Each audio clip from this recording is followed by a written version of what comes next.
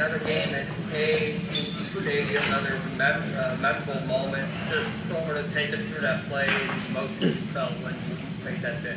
Man, it was just crazy. You know what I'm saying? All game, I felt like I needed to make a big play, and that there were plenty of plays out there that needed to be made, and the game wasn't over. And I thought to myself, the game's not over, and I haven't had a play yet. And I'm just sitting there, you know what I'm saying?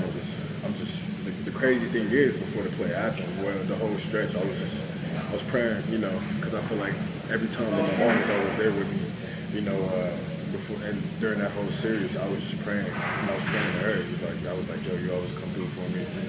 You're there when I need it. You're there for me when I need it, and I'm always in those situations. So if I get put in a situation again, I hope to make a play, and I made that play, and it was just surreal.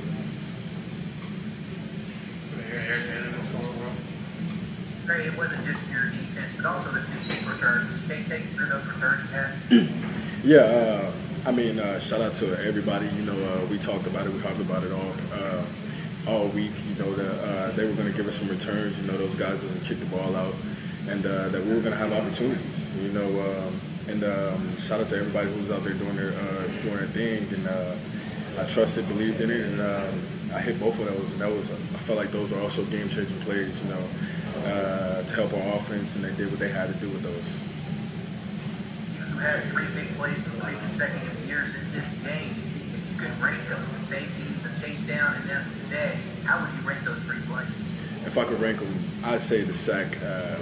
The sack against Sam Elliott, that was number 1, because I went through so much that year, with losing my mother and everything, and everything was just so cloudy for me. But I always kept my head up, and it was my first one. It was the first game, and I went out there and made a play. And also the next one, I'd say is this one. It's pretty close between that one and the Baylor one, because I got to show off my speed, and so I made the tackle. But I'd say this was the one. Because one last question: how much did you think about your mom today? I thought about her a lot. I think about her a lot every day, all the time. And I prayed to her before the game. I always pray at the 51-yard line, because that's when she passed away. And I just thought about her.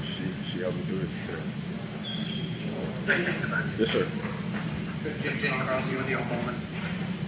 Trey, can you talk about just what you saw on that interception? The ball gets hung up after Purdy gets flushed out. What were you seeing in those moments? Man, I was just seeing the ball. I looked behind, because I didn't have any work, and I seen a guy coming from across. So I'm like, he's looking. I know he's looking to throw his ball up to go and score.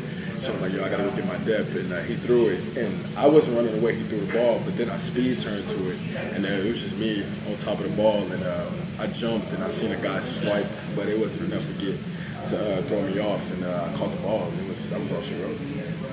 Did you feel like you were in a really good position to get it? I mean, he looked like he might be able to catch it, but you timed it even better than he did, it seemed like. Did you sense that? Yeah, I speed turned, saw it, I didn't see him jump, but I saw him swipe away at it, so I was like, he missed, and now it's my turn to go get the ball. And I caught the ball, and like I said, that was it right there. It felt good. Thanks. Yes, sir. Yes, ma'am. Yeah, Trey, I want to talk about the happening couple of plays where your interception. Obviously, I was coming down the field there, and then go there, you mentioned the false start. So, how big was that play for Blair in terms of shifting momentum? Man, that was a pretty big play for him. He was making plays all over the field today. He was tackling, getting in the trenches. He did a lot. So our whole defense did a lot for us today. And those false starts, that slows the game down. That slows their momentum down. And your thought process, that comes pretty quickly. Because as you see down the distance, they're far. They got to get to the sticks. They got to make plays. So that's what happened. And then I knew they were going to go for a big play sooner or later. Guess one player's waiting here, so this is my last one for Trey. Joe Bettner, over transcript. Hey, Trey, someone asked you, for a team that's won this, 6 times in a row, walk the top from your players, Ronnie Burke and Chris Benito's. I mean, with defense come in with a chip on its shoulder, kind of based on some of the tweets they put out, they're working. Yeah, man, we had a chip on our shoulder. I felt like they were all disrespected as well because, those guys played lights out all year. You know what I'm saying? Nick Benito played lights out. Ronnie came back, in just a short amount of time that he had, he came and played lights out. And I felt like they all deserved first team. So, of course they had the right to go out there and tweet and do what they had to do. And it was only right that we back that up and played, a game that we had today. And so, like I said, they had the right to feel disrespected. I felt like they were disrespected. I felt like the whole defense was disrespected, because we played as a one this year. And we went out there and did what we had to do.